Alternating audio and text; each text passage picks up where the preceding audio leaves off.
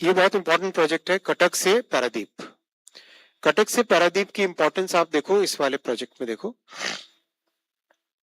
North में झारखंड और उड़ीसा के आयरन और स्टील के एरियाज, इन सब का जो ट्रैफिक है वो आप अगर आप ऊपर से देखोगे, राज खरसवा एक जगह लिखी हुई है, वहां से लेके आते हैं हम नीचे जखापुरा, आगे भद्रक, धामड़ा पोर्ट की तरफ, और नीचे जाते हैं तो जखापुरा से आगे हरिदासपुर से पारादीप।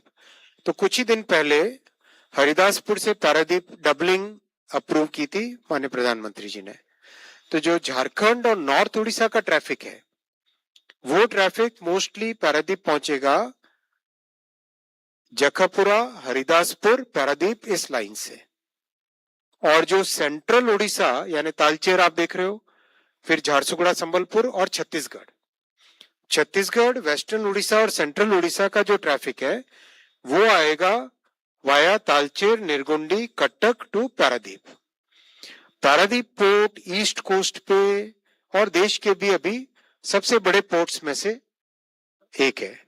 अभी करीब 250 मिलियन टन का इसका कार्गो की कैपेसिटी है, और जितना जितना तेजी से इसका एक्सपेंशन हो रहा है, this port will be carrying in future, in coming years, 450 million tons of cargo. 450 million ton cargo माने वर्ल्ड के मेगा पोर्ट्स में ये शामिल हो रहा है। तो मेगा पोर्ट के लिए आपको आर्टरीज, ट्रांसपोर्ट की जो आर्टरीज हैं, उनको अभी से इस पे काम करना चाहिए।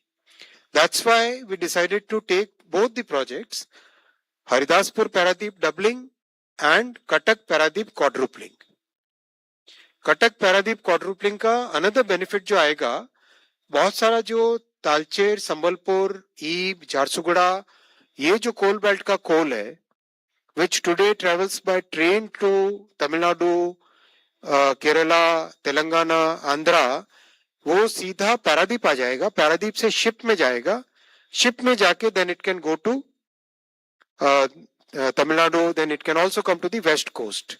कर्नाटक आ सकता है, केरल आ सकता है, महाराष्ट्र आ सकता है। तो बहुत आप जानते हैं कि ship is the lowest cost of transportation. Ship सबसे ज्यादा इकोनॉमिकल है ट्रांसपोर्टेशन में। तो शिप और रेलवे के कॉम्बिनेशन से ओवरऑल देश की लॉजिस्टिक्स कॉस्ट में बहुत बड़ा बेनिफिट आएगा। इसीलिए इस प्रोजेक्ट की इंपॉर्टेंस है, और इसमें बहुत बड़ा इकोनॉमिक कॉरिडोर होने के कारण पीपल मूवमेंट भी बहुत ज्यादा है। लोगों की लगातार डिमांड रहती है कटक पारादीप के बीच में, भुवनेश्वर पारादीप के बीच में, तालचेर पारादीप के बीच में और कलिंगानगर पारादीप के बीच में मूवमेंट के लिए पैसेंजर ट्रेन्स की, मेमू की, वंदे भारत की डिमांड लगातार रहती है। तो ये कैपेसिटी बन जाने से पब्लिक की पैसेंजर मूवमेंट की डिमांड भी फुलफिल कर सकेंगे, और देश के लिए, इकोनॉमी की ग्रोथ के लिए और देश की लॉजिस्टिक्स कॉस्ट को कम करने के लिए एक एनवायरमेंटली सस्टेनेबल मेथड बन जाएगा देश के लिए। ये बहुत इंपॉर्टेंट प्रोजेक्ट है, इसमें बहुत थॉट गई है, इतना थॉटफुल इसमें प्लानिंग हुई है, क्योंकि कटक शहर भी बहुत पुराना शहर है, 5000 ईयर्स पुराना है। मुझे कटक में सेवा करने का भी मौका मिला था। तो यहाँ पर कंजेशन ना हो, ये ध्यान रख के कंप्लीट प्रोजेक्ट का डिजाइन किया गया है।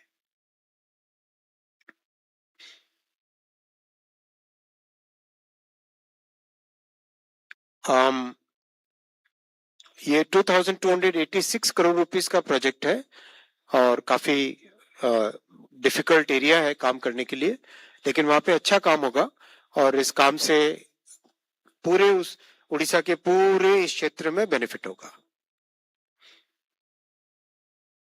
12 मिलियन टन कार्गो इमीडिएटली आ जाएगा। वैसे जब पारादीप पोर्ट का एक्सपेंशन होगा बाय 29, 30, 30, 32, 33 में, जैसे जैसे इसका एक्सपेंशन होगा तब और ज्यादा, बहुत ज्यादा कार्गो आएगा इसमें।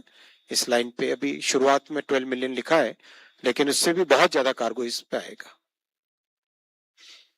अब मैं आता हूँ बिहार में बहुत इंपॉर्टेंट आज हाईवे का प्रोजेक्ट माननीय प्रधानमंत्री जी ने अप्रूव किया है।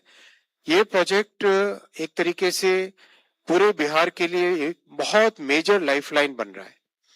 ये प्रोजेक्ट नेपाल के बॉर्डर से लेके स्टार्ट होता है अगर हम देखें नेपाल के बॉर्डर में सोनबरसा,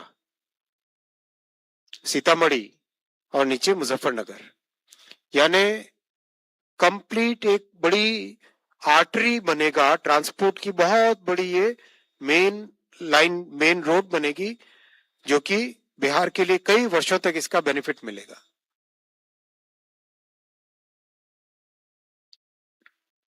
83 किलोमीटर का ब्राउनफील्ड प्रोजेक्ट है। एग्जिस्टिंग लाइन को अपग्रेड किया जाएगा 4 लेन हाईवे में, और 3,591 करोड़ रुपीस का इन्वेस्टमेंट इसमें होगा। 30 मंथ्स में कंस्ट्रक्शन रहेगा। पेमेंट फ्लेक्सिबल पेमेंट यानी ब्लैक टॉप पेमेंट रहेगा इसमें, और 7 मेजर ब्रिजेस हैं, काफी नदियां उनकी डिस्ट्रीब्यूटरीज वो हैं। 7 मेजर ब्रिजेस हैं, 3 आरओबीज हैं, 6 अंडरपासेस हैं, और बागमती रिवर पे 340 मीटर्स का बड़ा ब्रिज एक बनेगा।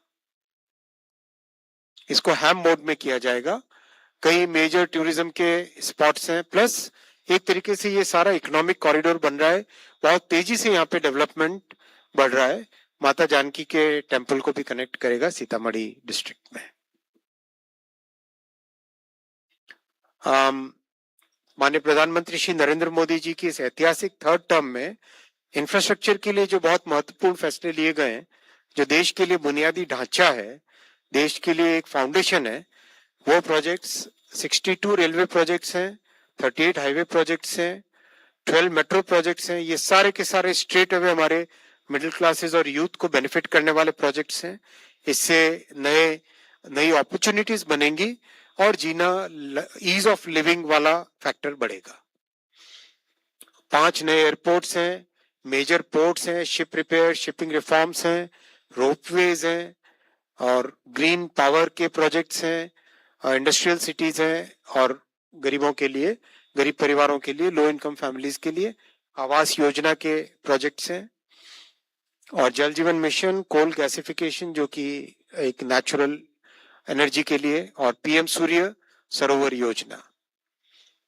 साथ ही इलेक्ट्रॉनिक्स कंपोनेंट्स मैन्युफैक्चरिंग भविष्य के लिए, और आज के यूथ को जो इंडस्ट्रीज पसंद आती है वो इंडस्ट्रीज हैं जिसमें खूब एम्प्लॉयमेंट जनरेट हो रहा है, सेमिकॉन और मोबाइल फोन मैन्युफैक्चरिंग की। प्रेजेंटेशन वैसे आपके साथ डिस्ट्रीब्यूट किया जाएगा, लेकिन जो भी लोग डाउनलोड करना चाहे उनके लिए QR कोड है। Thank you. Thank you, sir. So we'll, as per protocol, start from the left. Yes.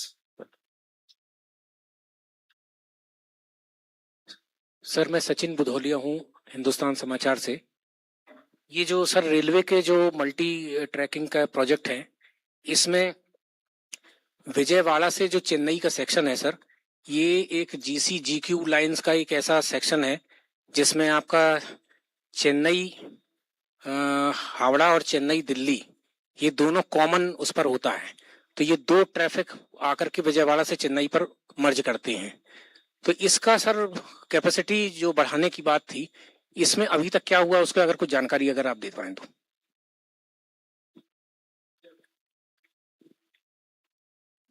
Sir, मैं लक्ष्मण सी, NBC आवाज से।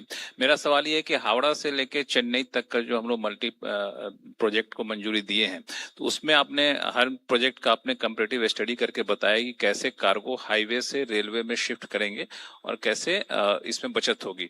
मेरा सवाल ये है कि चूंकि ये दोनों कोस्टल एरियाज हैं, हावड़ा और चेन्नई, तो क्या उन लोगों के बीच कार्गो मूवमेंट के लिए डायरेक्ट कोई ऐसा शिप लाइन से कंपैरेटिव स्टडी किया गया क्या कि रेलवे में कितना कॉस्ट होगा और डायरेक्ट कार्गो शिप करते हैं तो क्या कॉस्ट इफेक्टिव रहेगा? Back. Acha, 190, yes. Sir, I am Deepak from Times of India. My question is, you talked about this entire Chennai Howrah will be finally quadruple hoga. So what is the timeline for that? And second thing, you talked about how railway expansion is allowing railway to run more trains at a more speed. But we have seen that superfast trains still remain at 55 km per hour as the average speed. So is there a proposal also to, because it doesn't gel well with the way we have expanded railways, and particularly when most of the tracks are more than 110 km. Are you going to review that? Second row? Oh, yeah. चलिए आपकी बात करिए। Sir Madhurendra, मैं news nation से। Muzaffarpur Sitamarhi Sonbarsa 4 lane highway का जो आपने जिक्र किया, इस प्रोजेक्ट में बागमती के ऊपर भी एक पुल की बात कही गई है। खास तौर पे बिहार में जो 3 नदियां हैं, गंडक, बागमती और कोसी, इनके जो इस मौसम में बाढ़ का क्षेत्र होता है, वो कई बार प्रोजेक्ट्स पे भारी पड़ता है, और खास तौर पे बिहार में पुल गिरने का तो एक इतिहास ही बन रहा है। तो किस तरह से जो पुल बनने वाला है इस रूट पे, इस लेन पे, वो उसको ज्यादा स्ट्रेंथन किया जाएगा, और क्या कुछ एहतियात बरते जाएंगे अब नए इंफ्रास्ट्रक्चर में, ताकि ये पुल गिरने वाली जो घटनाएं हैं वो ना हो पाए? सेकंड रो में इधर इधर यहाँ सेकंड रो कंप्लीट कर लेते हैं। सर मैं दीपक उपाध्याय हूँ स्वदेश ज्योति से। ये जो पूरा 4 लाइन किया जाएगा हावड़ा से तमिलनाडु तक, चेन्नई तक, उसमें आपने 433 करोड़ रुपए का जो ट्रैफिक लोड है वो ट्रक से जो सड़क से रेल पे चला जाएगा। तो इसमें जो सैकड़ों ट्रक और हजारों लोग जो ट्रक्स के साथ जो काम करते हैं, जो झारसुगुड़ा का कोयला और ये सब लेके आते हैं, उसका क्या कुछ प्लान है उसके लिए? ठीक है, पीछे थर्ड रो। यस सर मैं निशांत हूँ एएनआई से। मेरा प्रश्न मुजफ्फरपुर सोनबरसा हाईवे प्रोजेक्ट को लेकर के है। जैसा कि इन्होंने अभी पूछा था, मधुरेंद्र ने भी, कि फ्लड वाला एरिया है, 3 बड़ी नदियां हैं वहां पर, और ज्यादातर समय में फ्लड रहता है, जो 3-4 महीने का समय रहता है। तो उसमें एक प्रोजेक्ट को समय पर पूरा करना और ठीक से पूरा करना, वो बहुत चैलेंज रहता है, और कई बार नेपाल से कोऑर्डिनेशन भी करना पड़ता है इसके लिए, क्योंकि एकदम से पानी छोड़ा जाता है नेपाल से। तो उसके लिए क्या रोड मैप रहेगा? Third row, fourth, anybody else left?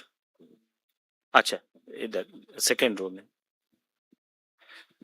Sir मेरा बस वही हावड़ा टू चेन्नई जो है, उसमें ट्रेड कौन कौन से कनेक्ट हो रहे हैं? क्योंकि ये दोनों ही चेन्नई और हावड़ा दोनों ही बिजनेस के लिहाज से काफी महत्वपूर्ण जगह माना, ट्रेडिशनल बिजनेस भी काफी कैरी करते हैं। Yes sir, thank you. Vijayawada से चेन्नई, जो सबसे पहला क्वेश्चन था, विजयवाड़ा से चेन्नई अगर आप देख रहे हैं, जो ऑलरेडी सैंक्शनड है प्रोजेक्ट्स, वो है डार्क ग्रीन में। विजयवाड़ा से चेन्नई अगर आप देखेंगे, यहाँ से विशाखापट्टनम, काकीनाडा, और उसके आगे ये आ गया विजयवाड़ा। बीच में ब्लू कलर के अंदर दिख रहा है, दिख रहा है आपको? ब्लू कलर वाले स्ट्रेच में दिख रहा है। तो इसका कंप्लीट डीपीआर का काम अभी चल रहा है, विजयवाड़ा से चेन्नई और विजयवाड़ा से ऊपर की तरफ इस पॉइंट तक, विजयनगरम तक। इसका कंप्लीट अभी डीपीआर का काम चल रहा है। जैसे डीपीआर बनेगा, ये भी एक क्वाड्रुपलिंग होगा। तो ये क्वाड्रुपलिंग होने से, जैसा आपने स्वयं कहा, बहुत अच्छा पॉइंट था आपका, कि हावड़ा से चेन्नई रूट में भी ये कॉमन है, और चेन्नई से अपने मुंबई से चेन्नई वाले रूट में भी, दिल्ली से चेन्नई वाले रूट में भी ये कॉमन आता है। तो उन दोनों रूट्स के लिए इसका बेनिफिट मिलेगा डेफिनेटली। इसका जब क्वाड्रुपलिंग हो जाएगी, ये उसका बेनिफिट इनको भी मिलेगा। ये बहुत इंपॉर्टेंट पॉइंट आपने 2 पॉइंट रेज किए, स्पीड का, कॉस्ट का, और ट्रक्स के। देखो ओवरऑल देश में जो कार्गो का मूवमेंट यानी ट्रांसपोर्ट की जो डिमांड है, वो डिमांड करीब करीब 10% पर एनम से बढ़ रही है। यानी इतनी तेजी से डिमांड बढ़ रही है कि ट्रक्स का भी ग्रोथ होगा, और ट्रेन का भी ग्रोथ होगा, एयरपोर्ट्स का भी ग्रोथ होगा, कार्स का भी ग्रोथ होगा, और ओवरऑल और वाटरवेज का भी ग्रोथ चाहिए। ओवरऑल जो हमारी देश की इकोनॉमिक जर्नी है आने वाले समय की और अभी तक की, इसमें ट्रांसपोर्टेशन एक बड़ा बॉटलनेक बना हुआ था। इस बॉटलनेक के कई रिजल्ट्स ऐसे हैं जो वर्षों वर्षों तक, कई वर्षों तक जो निगलेक्ट रहा, 60 साल तक निगलेक्ट रहा, तो 12 साल में उसको ट्राई कर रहे हैं फिलअप करने का। ऑब्वियसली 60 साल के निगलेक्ट को आप 12 साल में कैसे फिलअप करेंगे? तो 38,000 किलोमीटर्स रेलवे ट्रैक बनाने के बाद में कम से कम आज एक मूवमेंट पहले से बेटर हुआ है। आप देखते हैं कि चाहे छठ हो, दिवाली हो, समर हो, होली हो, हर एक सीजन में sufficient number of extra train चला पा रहे हैं। Last year total special train चली थी करीब करीब 75,000 टोटल स्पेशल ट्रेन चली थी। तो ये पॉसिबल हो पा रहा है क्योंकि कैपेसिटी क्रिएट कर रहे हैं। और जैसे आने वाले समय में अब हर साल करीब 3,000 से 4,000 किलोमीटर नए रेलवे ट्रैक्स बिछ रहे हैं, तो उससे और ज्यादा कैपेसिटी क्रिएट होगी। तो जो एवरेज स्पीड बढ़ने का विषय है, एवरेज स्पीड बढ़ेगी जब कैपेसिटी बढ़ेगी। फिर करीब देश भर के 80%, 81% ट्रैक्स को अपग्रेड किया है। बहुत पुराने ट्रैक्स थे, कई वर्षों तक उनका रिप्लेसमेंट नहीं हुआ था। तो इस एक दशक में 81% ऑफ द ट्रैक्स को अपग्रेड किया है और 99.6%, ऑलमोस्ट 100% ट्रैक्स को इलेक्ट्रीफाई किया है। तो ये इतना मैसिव स्केल का काम है कि आज एक लेवल पे पहुंचे हैं, लेकिन ये एक शुरुआत है, ये केवल शुरुआत है। अब इसके आगे का जो लेवल हमें मेहनत करके बनाना है, वो लेवल होगा जिस लेवल में एक आप एक्सपीरियंस डिफरेंट टाइप का देखोगे, ट्रेन की एवरेज स्पीड बढ़ेगी, सेफ्टी में जो सिग्निफिकेंट इंप्रूवमेंट आया है, 90% कम हुए एक्सीडेंट्स, वो और इंप्रूव होगा। 90% कम हुए एक्सीडेंट्स। तो ये जो इंप्रूवमेंट लाना है, इस इंप्रूवमेंट के लिए स्टेप बाय स्टेप ये सारे प्रोजेक्ट्स एक एक करके लेके आ रहे हैं। कॉस्ट का बहुत सिग्निफिकेंट डिफरेंस आता है अगर हम rail, road, air, water in सबको कंपेयर करें, तो सबसे सस्ता होता है शिपिंग का कॉस्ट, करीब 55 पैसा या उससे भी कम लगता है, depending upon the size of the ship. एक जो अगर हम यहाँ पे केवल कॉस्ट का हिसाब से देखें तो 55 पैसा पर टन पर किलोमीटर कॉस्ट आती है। ट्रेन से जाते हैं तो करीब करीब 1 रुपीज 60 पैसा, 1 रुपीज 60 पैसा पर टन पर किलोमीटर कॉस्ट आती है। रोड से लेके जाते हैं तो करीब 3 रुपीज 60 पैसा पर टन पर किलोमीटर कॉस्ट आती है एवरेज। तो इतना बड़ा डिफरेंस है। और एयर से लेके जाते हैं तो और ज्यादा कॉस्ट आती है। एयर से करीब करीब depending upon parcel, depending upon passenger train, passenger flight के साथ लेके जा रहे हो, it varies anywhere between 9 rupees per ton per kilometre to 35-40 rupees per ton per kilometre. So air सबसे एक्सपेंसिव, फिर रोड, फिर रेल, और उसके बाद में shipping is the least expensive. Transport की इकोनॉमिक्स में ये इस तरह का पैरामीटर, ट्रांसपोर्ट इकोनॉमिक्स के इस तरह के प्रिंसिपल्स हैं। इसीलिए बहुत सारे देशों ने मैसिव इन्वेस्टमेंट्स रेलवे में किए ताकि उनकी लॉजिस्टिक्स कॉस्ट कम रहे, देश की इंडस्ट्री के लिए, लोगों के लिए, मूवमेंट के लिए। और वही माननीय प्रधानमंत्री श्री नरेंद्र मोदी जी 2014 में जिम्मेदारी लेने के तुरंत बाद से रेलवे में बहुत मैसिव इन्वेस्टमेंट कर रहे हैं। इससे देश का लॉजिस्टिक्स कॉस्ट भी कम होगी, एनवायरमेंटल बेनिफिट भी होगा। Between road and rail environmental point जो आता है बार बार, जो आपने कई बार प्रश्न पूछा भी है, उसकी बहुत डिटेल स्टडी हुई है। डिटेल स्टडी के बाद में ये नंबर्स आए, railway is 90% less carbon dioxide intensive compare to highway. और ये डीजल टू डीजल का कंपैरिजन है, डीजल ट्रेन से वर्सेस डीजल ट्रक। तो इलेक्ट्रीफाई हो जाने से उसका और ज्यादा बेनिफिट मिलता है। वो स्टडी भी कई साइंटिस्ट अभी कर रहे हैं इसका। इसीलिए ये इंपॉर्टेंट है हमारे लिए, देश के लिए, कि जितना डेवलपमेंट हाईवे में हुआ है उतना ही डेवलपमेंट रेलवे में भी हो। अनफॉर्चुनेटली 1950 से लेके लंबे समय तक, 50-60 वर्षों तक रेलवे को निगलेक्ट किया गया था। वो चेंज माननीय प्रधानमंत्री जी ने 2014 के बाद में वो एक सिग्निफिकेंट चेंज अपने पॉलिसी पैरामीटर्स में लाए। इससे ट्रक्स के लिए भी बेनिफिट रहेगा क्योंकि हाईवे भी नए बन रहे हैं, कार्गो बढ़ रहा है, अराउंड 10% के आसपास ग्रोथ है, और देश के एनवायरमेंटल बेनिफिट और लो कॉस्ट लॉजिस्टिक्स के लिए भी इसमें पैरामीटर्स रहेंगे। फ्लड्स और ब्रिज की डिजाइन पे बहुत ध्यान दिया जाता है। आप सब जानते हो हाईवे की डिजाइन टीम्स बहुत स्ट्रॉन्ग डिजाइन टीम्स हैं, और नेशनल हाईवे का अच्छा ट्रैक रिकॉर्ड है। श्रद्धेय अटल जी के समय से लेके अभी तक बहुत अच्छा नेशनल हाईवेज का ट्रैक रिकॉर्ड है। इसी ट्रैक रिकॉर्ड पे ब्रिजेस की डिजाइन बहुत ध्यान से करेंगे, आप निश्चिंत रहें। बागमती नदी में फ्लड्स की उन सबको चीजों को ध्यान में रखते हुए ही ब्रिजेस की डिजाइन करेंगे। Thank you.